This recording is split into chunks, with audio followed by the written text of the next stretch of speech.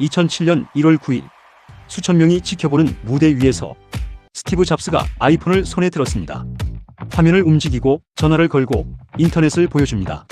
관객석에서는 환호가 터졌습니다. 모든 것이 완벽해 보였습니다. 하지만 객석 5번째 줄에는 전혀 다른 표정으로 무대를 바라보는 사람들이 있었습니다. 아이폰을 만든 엔지니어들이었습니다. 그들 곁에는 긴장을 달래기 위한 스카치가 있었습니다. 시연 하나가 성공할 때마다 담당 엔지니어는 한 모금씩 마셨습니다. 그들은 알고 있었습니다. 잡스가 손에 들고 있는 아이폰이 아직 불안정한 시제품이라는 것을.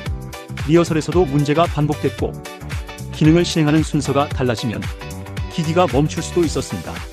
만약 지금 멈춘다면 수천 명의 관객과 언론 앞에서 그 실패가 그대로 드러납니다. 그런데 잡스는 녹화된 영상으로 대신하지 않았습니다. 직접 시연하기로 했습니다. 그는 왜 이런 위험을 감수한 걸까요? 발표를 앞두고 개발팀은 한 가지 방법을 찾아냈습니다. 아이폰을 완벽하게 고친 것이 아니었습니다. 멈추지 않을 가능성이 높은 길을 찾아낸 겁니다. 정해진 기능을 정해진 순서대로 실행하는 것. 그들은 이 길을 골든 패스라고 불렀습니다. 이 순서를 지키면 시연을 이어갈 수 있었습니다. 하지만 순서가 달라지면 기기가 멈출 수도 있었습니다. 잡스에게는 더 안전한 방법도 있었습니다. 녹화된 영상으로 아이폰을 보여주는 것. 아니면 수천 명의 관객 앞에서 직접 아이폰을 작동시키는 것. 잡스는 두 번째를 택했습니다. 그리고 다시 수천 명이 지켜보는 무대. 잡스가 아이폰을 손에 듭니다. 첫 번째 기능, 작동합니다. 다음 기능, 아직 멈추지 않습니다. 그리고 다시 다음. 잡스는 준비했던 길을 하나씩 따라갑니다. 골든 패스. 관객들은 환호하고 있었습니다.